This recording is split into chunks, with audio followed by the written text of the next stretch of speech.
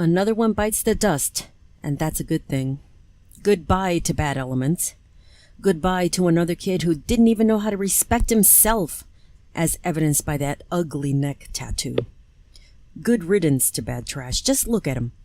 He was a ghetto dweller.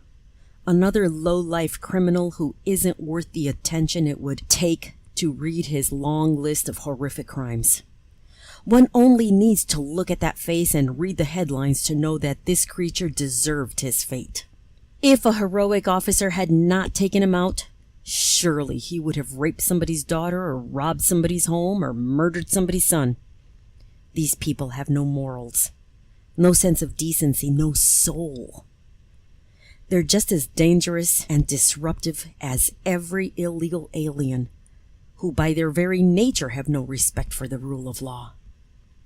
Thank goodness, a heroic, self-sacrificing police officer did what he did to clean up our streets from the bad elements caused by bad parents. If they even had any parents at all. Can I get an amen?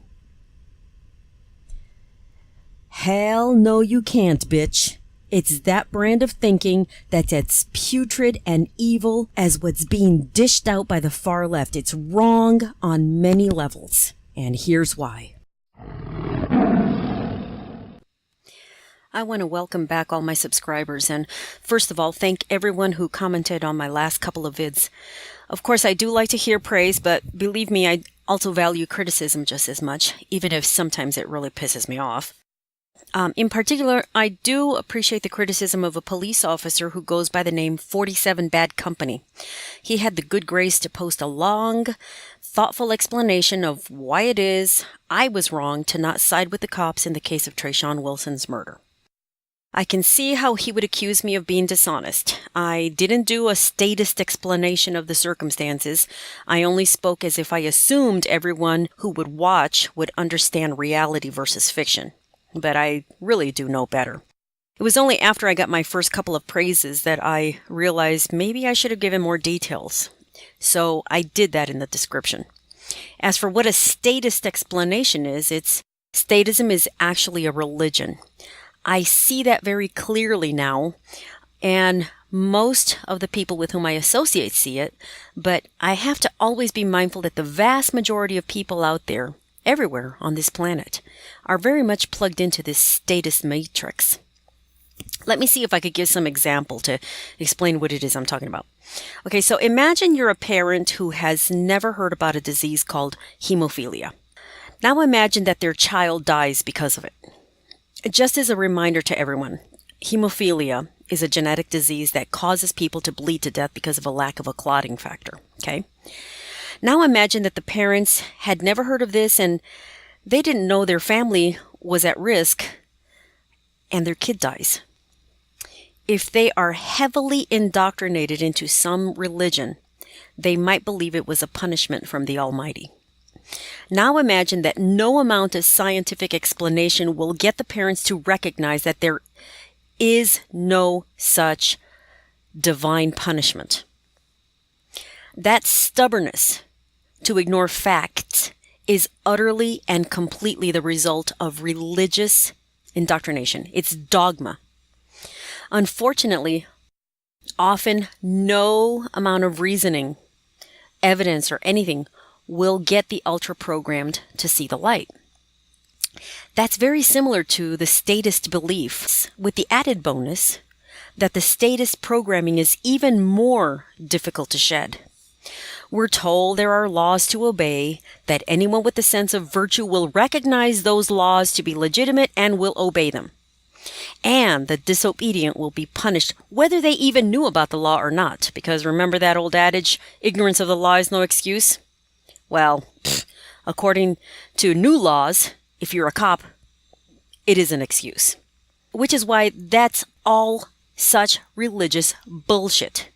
And that religion is the belief in government authority. Now, Officer 49 Bad Company gave a really good comprehensive legal explanation to support the murder of Tre'shun Miller. Of course, he's not going to call it murder. He uses euphemisms, like all statists do. But talking to me about man-made laws is like talking to an adult about Santa Claus or leprechauns or tooth fairies. I just don't buy it. When statists go off on their rants, I feel like Charlie Brown when he's listening to that teacher and all he hears is wah, wah, wah, wah, wah, wah, wah, wah. I think the best written material I have ever heard about the nature of man-made laws is in a short book titled 99%. It's written by my friend Don Cooper, and I recorded the chapter on laws, which I'm going to play for you right now. Check it out. In nature, there are many laws and things that are a natural part of the physical world around us, so they must be obeyed. We have no choice. They are the law of gravity, the law of thermodynamics, the law of aerodynamics, and many other natural phenomena that have been discovered to be part of the natural world around us. These natural laws enforce themselves without prejudice or compassion. Jump off a roof and gravity will laugh at you when you bust your ass on the ground. Get enough airspeed and lift will be created under a wing. Open an oven and the heat will come rushing out. What the government calls laws are not laws at all. They are not a natural part of the world around us. They do not have to be obeyed. That's why they require third-party enforcement with guns. There's one certain way to tell if something is a law or not. If it requires enforcement with guys with guns, it's not a law. It's just somebody's rules that they want to force you to obey. Government laws are nothing but the will of politicians influenced by political bribery. They are irrelevant, a fantasy land created by the worst of humanity to control people and enrich themselves. The government calls their rules quote-unquote laws in order to give the psychological impression that they are unquestionable, that you must obey them, that you have no choice, that they are as natural a part of life as gravity. They're not. Their laws are just words on a piece of paper that the government wants you to obey for no reason other than they say so. The politicians write them and then pass them down to the enforcers to force on you without prejudice or compassion. They'll tell you that they are our laws, as if we the people wrote them, as if everybody agreed upon them, so you must obey them or else you are going against the will of the people. I don't know anyone who ever wrote a single law. I don't know anyone who knows anyone who ever wrote a single law. I don't think our laws means what they think it means.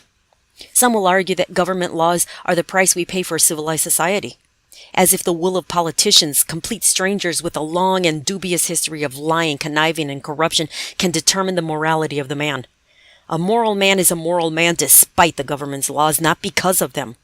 An immoral man is an immoral man, regardless of the government's laws. In either case, their laws have nothing to do with a civilized society. The people do.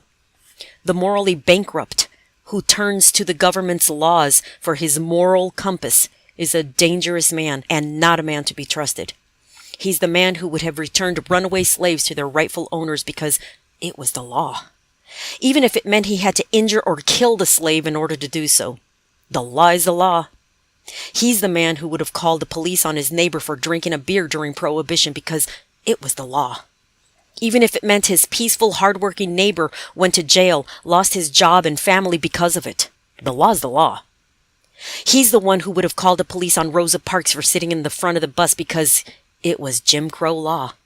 Those Negroes ought to know their place. The law's the law. Everything the communists did was the law. Everything the Nazis did was the law. Slavery was the law. Every egregious act any state has ever committed against mankind was the law. What in God's name do the government's laws have to do with anything moral, decent, humane, or just? And if it's not moral, decent, humane, or just, why do we care? It's irrelevant. Some will argue that the government's laws protect you. Seems to me that rape, stealing, and murder have been against the law for a long, long time, and yet the USA is one of the most crime-ridden countries on the planet in all three categories. Don't take my word for it, though. Test it for yourself. The next time someone tries to rob or rape you, show them the law and see if the criminal changes his mind, apologizes, and leaves. Depending on the law, to protect you will get you killed. In all cases, the government's laws turn good people into criminals, create more crime, or their enforcement is the crime. Prohibition laws of the 1920s turned good people who just wanted to drink a beer into criminals and created the organized crime of the era. Organized crime only exists to provide what the government prohibits, and it created Al Capone, Joe Bonanno, and Vincent Mad Dog Cole, and all the violence that came with them. All the while, politicians were drinking all the alcohol they wanted right in Washington, D.C. Prohibition lasted until 1933, a decade of crime, destruction, and governmental abuse of peaceful people. Prohibition made criminals of good people, rich men of criminals, while the politicians lived the high life off of bribes from the mob bosses they created. How very civilized indeed. Rinse and repeat. The government laws are nothing but a legal form of extortion, theft, and control. Consider one of the most egregious violations of one's most basic human rights, DUI laws. DUI laws and all prior restraint laws are an exercise in mental idiocy and ignorance, and the useful idiots and programmable tools act as if it makes perfect sense. First is the most glaring fact about drinking and driving. Tens of millions of people drink and drive every day, even more on the weekends, and yet they get home just fine. More people die every year from diarrhea and the common flu than car accidents of any kind. Secondly, it is the fallacy of correlation and causation. If someone has a BAC of 0.00 and causes an accident, and they look for any other reason to blame the accident on. If he has a BAC of 0.08 or more, then any further examination is immediately abandoned, and the cause of the accident is determined to be alcohol, whether that's true or not. This inconveniently and erroneously stacks the stats in favor of DUI laws. Thirdly, it is the fallacy of guilt by association. Someone in the past caused an accident after drinking. Therefore, if you drink, you too will cause an accident. One person's actions have absolutely nothing to do with anybody else's. The most nefarious aspect of such laws is that they punish people for doing something wrong before they've done anything wrong, with the justification that it will prevent them from doing something wrong. It's pre-crime, as depicted in the film Minority Report. Think about that shit for a minute. Government laws resemble science fiction. The BAC is an arbitrary value that has changed many times over the years at the whims of the bureaucrats. And yet these laws, for doing nothing wrong, can and do ruin people's lives every day. Are you seeing how the government's laws civilize society yet? What am I missing? And I'm back. Now, was that not just the best explanation of man-made laws that you've ever heard? I just love that. So, now, with that knowledge, let me address Officer 47 Bad Company's comments. Sir, you are absolutely correct in your assumption that you won't change my mind about the fact that Tre'shun Miller was murdered. I can't get past all the euphemisms you use. Let's start from the beginning. A traffic stop is a euphemism for armed coercion. Arlington Police Department is a euphemism for legalized monopoly of violence over a geographical location. Violation of failing to signal is a euphemism for man-made written opinion backed by guns. As are other words such as codes, illegal. It's all nonsense gibberish that I've hopefully outgrown. And when I use those euphemisms, it's only to make statists understand things. For example, many statists believe in the sacredness of the Constitution, yet they act in ways that don't abide by the so-called sacred words of their own Constitution. It's like when a parent tells a kid, you better watch out, Santa's going to put a lump of coal in your stocking if you don't behave. That's what I hear when someone says, you better obey the law or you'll be punished. That's why statism is the most dangerous religion, because unlike the threat of a coal in a stocking, misbehaving among statists will get you real violence. It'll get you killed, for heaven's sakes. And it doesn't matter that you didn't know that you were supposed to signal 100 feet before turning, unlike other states that might require you to maybe signal 50 feet before. After all, driving is a privilege, right? God, that's some bullshit for another rant. Back to Officer 47 Company. Okay, so you accuse me of being hateful, and I'm not going to deny that I hate violence. I absolutely am loath to ever see it being condoned by anybody. I don't care if you're a statist and you're programmed to the hilt. I don't even hate stupidity that much unless that stupidity brings with it violence. And that's what statism is. It's religiously programmed individuals that lash out at peaceful people for daring to disobey. Gee, I wonder where we'd be if the founding fathers obeyed King George. Okay, see what I just did? I just used a statist example to make my point. I just basically said, if you're not good, Santa's going to put a lump. Because that's what children understand, and so that's what statists understand. They're founding fathers, they understand the Constitution, they understand the tyranny of King George. They fail to recognize that the tyranny we all have right now is monumentally worse than anything King George ever inflicted on the founders. So I use that statist example because that's what statists understand. It's what I understood until I mentally and emotionally detached from that horrible, horrible, horrible religion. So, Officer 47 Bad Company, let me ask you a few rhetorical questions related to the murder of Tre'shun Wilson. Number 1. Would you have punished a woman for failing to use a turn signal 100 feet before turning? Number 2. Would you punish a person for carrying a plant? Number 3, would you chase someone in the pursuit of making sure they got their punishment? Number 4, would you kill someone who tried to defend themselves with the same force you used to control everyone in your so-called jurisdiction? Kind of feel sorry for anybody in your position, officer, because there's no right answer for you. Whether you answer yes or whether you answer no, you're wrong. If you would have done everything exactly like your fellow Arlington PD compadres, you're just as immoral, unthinking, you lack empathy, and you're just as violent as they are. If you wouldn't have done any of those things, or any one of those things, then you'd be derelict in your duties as slave master over the people who reside within your jurisdiction. So that's why there is no such thing as a good officer. I'll go as far as to say that the only good officer is the one that left because they heroically managed to rid their brains of the most dangerous religion. It ain't easy. It really is not easy to do that. And I have a great deal of compassion and empathy for anybody who breaks out of this heinous religion. That's all for now. I want to thank everybody for listening, everybody who got this far for listening. And I always look forward to reading your comments. Also, I am working on a 3-part, maybe a 4-part series of articles on Tre'shun Miller. I'm using his unfortunate tragedy to help deprogram as many people as I possibly could.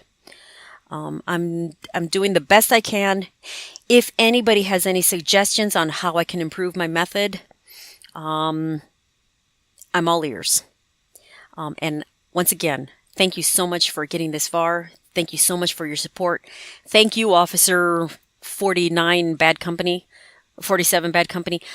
I actually do appreciate, even though you may not believe it, I do appreciate that you did take the time to give that exhaustive explanation from the statist perspective. This is TigerLily, reminding everyone that everybody's programmed. Let's break free. Why is killing okay for people in authority, but not for we the ruled? The question we all need to examine is, what good is government?